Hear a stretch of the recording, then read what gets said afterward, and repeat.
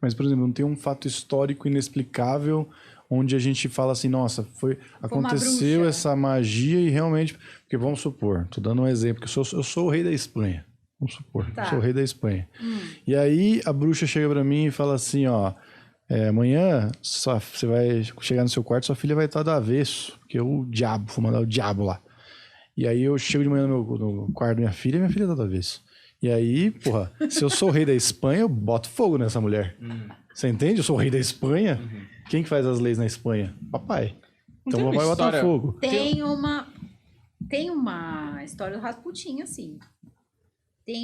É considerada a primeira profecia. O Rasputin também tinha as profecias, igual Nostradamus. Eram menos profecias, mas tinha. Eram menos profecias, mas tinha.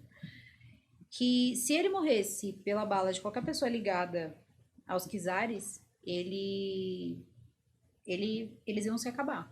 E de fato, no final, teve o lance com o Yusupov, eles fizeram uma emboscada, porque ele acabou morto. Depois foi o fim dos czares. E ele não estava falando só da família, né, do Nicolau, não, ele estava falando do regime. E de fato, aquilo aconteceu, e rápido. E também tem um lance com o próprio Nostradamus. Nostradamus, ele tinha dito o seguinte, o Nostradamus ele foi um médico. Depois, ele perde a família dele, é aquilo, né? Casa de ferreiro, espeta de pau. Ele se formou em medicina e ele criou as pastilhas de rosa. E curava naquela época a tuberculose. Ele curava as pessoas com aquela pastilha que ele mesmo que inventou, tal. E tem hoje se sabe que tem uma propriedade na rosa que é semelhante à da vitamina C, que é cicatrizante. Então, podia fazer algum sentido se você pensar em pessoas de 1525 que nunca tomaram uma dipirona, né? Então, qualquer coisinha que... Acho que era ácido ascórbico, alguma coisa assim. E aí, o que acontece? Ele tinha mulher e 2 filhos. Ele estava numa parte da França quando a peste acaba chegando, eles chamavam de peste branca, porque depois teve a peste negra, né, que depois virou a grande peste, enfim. Aí ele deixa a família num canto e quando ele volta, a família dele está contaminada. E ele já tinha curado muitas pessoas, mas ele não curou ninguém da família dele. Morreu os 2 filhos e morreu a mulher dele. Nessa época, o que ele faz? Ele já era um médico notório. Mas ainda assim, ele não conseguiu salvar, ele salvou outras pessoas, ficou com aquela culpa, ainda estava de luto, quando o Tribunal de Santo Ofício chamou ele, porque o que eles entenderam? Esse cara fez uma pastilha, fez um pacto, porque até então, remédio naquela época, você sabe, né? Que era visto de outro jeito, feito com rosas, isso é magia.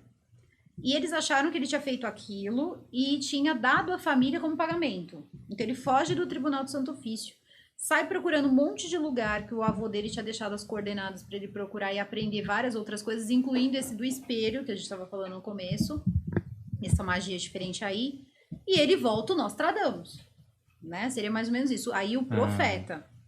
O que ele vai fazer?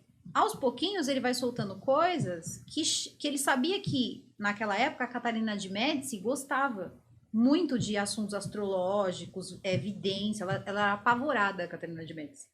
Que alguém morresse, que ela de repente ficasse pobre. E aí o que aconteceu? Ele foi soltando até que a Catarina de Médici mandou levar ele lá. Quando levou lá, ela fez uma profecia. Primeiro ela pediu dos filhos dela, então ele fez, tinha um círculo feito com espelho, ele fez os 7 filhos dela dar a volta no espelho, e ele disse, 3 deles vão morrer. Aqui eu vejo 7 árvores e 3 delas estão mortas. Então ele faz essa profecia para Catarina de Médici. Pouco tempo depois, um filho dela morre e depois os 3 filhos vão morrer mesmo.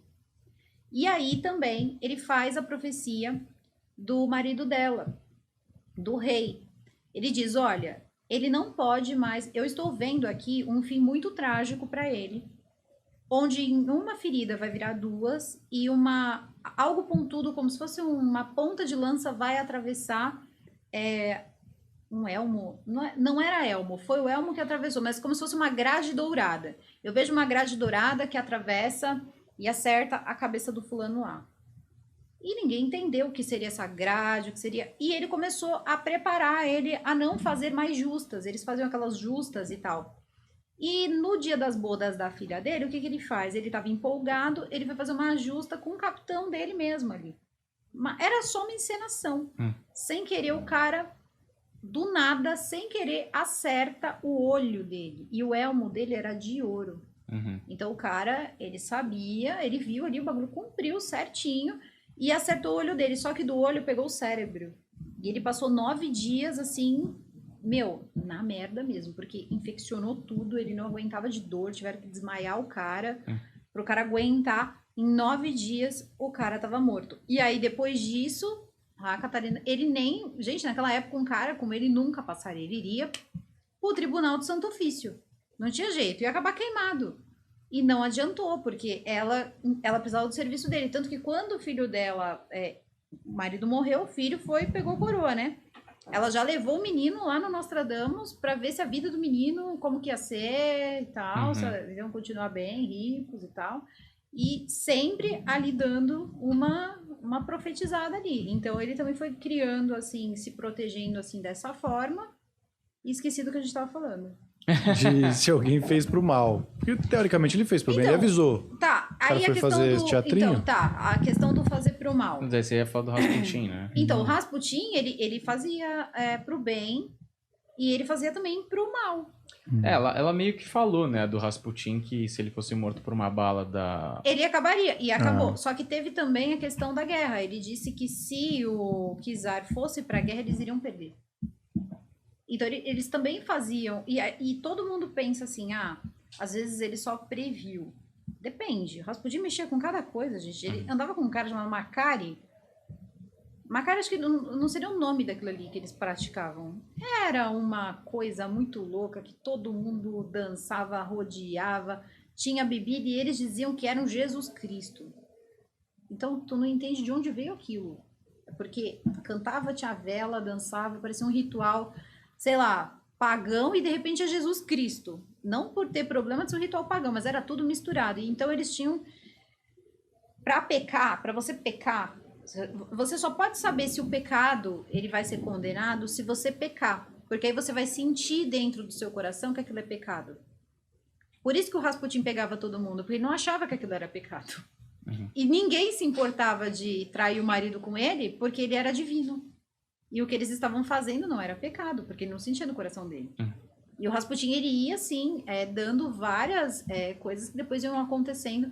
Acabava em morte, acabava com perda de guerra, acabava com coisas ruins. Agora, especificamente, uma família que foi amaldiçoada por uma bruxa ou alguma coisa assim, eu nunca ouvi dizer. Mas que tem essas pequenas coisas que se a gente parar pra pensar também é uma maldiçãozinha, essa é uma profecia. Não é bem uma profecia. Ameaça. É uma ameaça. Se alguém da sua família me matar, porque foi isso que ele quis dizer a grosso modo. Se alguém da sua família me matar, amigão, vocês estão ferrados. A sua família acaba. A sua família vai acabar. E justamente foi o que aconteceu. Então, aí, se a gente parar pra pensar, às vezes não é... Todo mundo pensa na bruxa, mas tem o bruxo também. E aí, como é que faz? Então, tem uma galera aí que é terrível. Mas, com certeza, tem muitos que fazem, sim, faz pro mal. E também não precisa ser, de fato, bruxo ou bruxa. Mexer com qualquer tipo de energia sobrenatural. As pessoas fazem pro bem, as pessoas fazem pro mal. Que nem fazer malabares com fogo. É muito legal, mas você pode se queimar.